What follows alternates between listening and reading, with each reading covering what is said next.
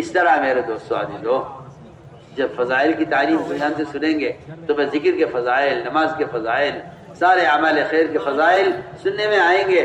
پھر یہ نہیں کہ ہاں کریں گے جب کریں گے، کہ نہیں، بلکہ اصولی بات یہ ہے کہ جس عمل کی فضیلت کو سنا کرو اس پر فوراً عمل کر لیا کرو۔ تعلیم ختم ہوئی، بھائی فلاں فضیلت سنی تھی، اشراق کی، آؤ اشراق پڑھ لیتے ہیں۔ بھائی فلاں فضیلت سنی تھی چاشت کی نماز کی، آؤ چاشت پڑھ لیتے ہیں۔ بھائی فضیلت سنی تھی اوابین کی نماز کی، آؤ اوابین پڑھتے ہیں۔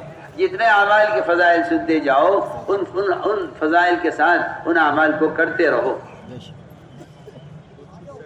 اسی طرح ہمیں نماز سے متعلق مسائل بھی معلوم کرنے ہیں، اس لیے کہ اگر فضائل ہیں مسائل نہیں ہیں تب بھی اعمال قبول نہیں ہوں گے۔ کوئی آدمی کتنا بھی اچھا عمل کر لے، اگر وہ عمل مسائل کے مطابق نہیں ہے تو وہ عمل ضائع ہو جائے گا۔ اس لیے مسائل علماء سے بھی معلوم کریں، اور ہماری درخواست ہے علماء سے کہ علماء مسجد کو وقت دیں اور علماء جماعتوں کے ساتھ وقت دیں۔ عوام میں دین کی طلب ہے، علماء کو چاہیے کہ انہیں اپنے وقت کو فارغ کریں ان عوام کو تعلیم دینے کے لیے، اس لیے کہ محمد صلی اللہ علیہ وسلم کے نائب ہیں اور یہ ورثۃ الانبیاء کہلائے جاتے ہیں علماء۔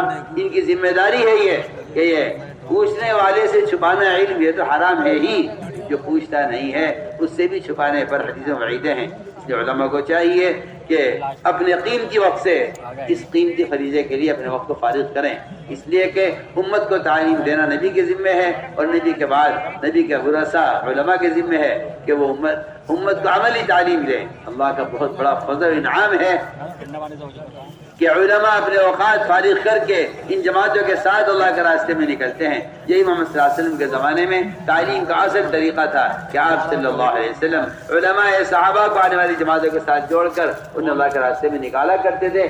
صحیح روایت ہے، فرمایا یؤمکم اعلمکم، اس روایت سے معلوم ہوتا ہے کہ کوئی جماعت علماء کے بغیر نہیں نکالی جاتی تھی۔ ایسا ممکن ہی نہیں ہے کہ آپ ہر جماعت کے لیے امیر طے کرتے تھے، بلکہ ایک جماعت آپ نے جماعت طے فرمائی، جماعت بیٹھی ہوئی تھی، آپ نے پوچھا تم گئے نہیں، انہوں نے کہا ابھی ہمارا امیر طے نہیں ہوا۔ آپ صلی اللہ علیہ وسلم نے ان میں سے ایک ایک سے قرآن سنا، ان میں جس کا قرآن بہتر تھا فرمایا تم ان کے امیر ہو۔ اس طرح آپ صلی اللہ علیہ وسلم جاننے والوں کو جماعتوں کا امیر متعین کیا کرتے تھے۔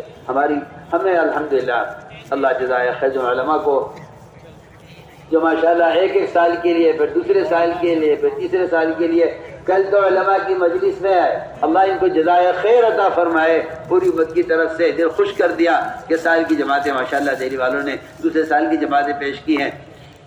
یہ جہاں جہاں جائیں گے وہاں ان کی نقل و حرکت سے علمی مدارس قائم ہوں گے، دینی مراکز قائم ہوں گے، جو ہمارے دعوت اور تبلیغ کا بنیادی مقصد ہے کہ کوئی علاقہ، کوئی صوبہ، کوئی ضلع، کوئی محلہ ایسا باقی نہ رہے جہاں دینی مدارس قائم نہ ہو جائیں۔ یہ ہمیں امید ہے کہ ان سال کی علماء کی نقل و حرکت سے یہ خیر امت میں وجود میں آ سکتی ہے، اور الحمدللہ آ رہی ہے۔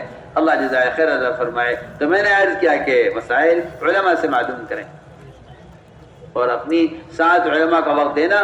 عوام کو بہت غنیمت جاننا چاہیے کہ علماء آپ کو وقت دے رہے ہیں، اور عوام کو چاہیے کہ اس طرح علماء کے پیچھے لگیں اور علماء کی خوشامد اس طرح کریں جس طرح کوئی بیمار، کوئی مریض ڈاکٹر کی خوشامد کرتا ہے نبض دیکھنے کے لیے۔ اس سے بڑھ کر عوام کو چاہیے کہ علماء کو تلاش کریں، علماء کی خوشامد کریں اور ان سے وقت لیں اور ان سے علمی استفادہ کریں اور ان سے مسائل معلوم کریں۔ یہ عوام کی ذمہ داری ہے۔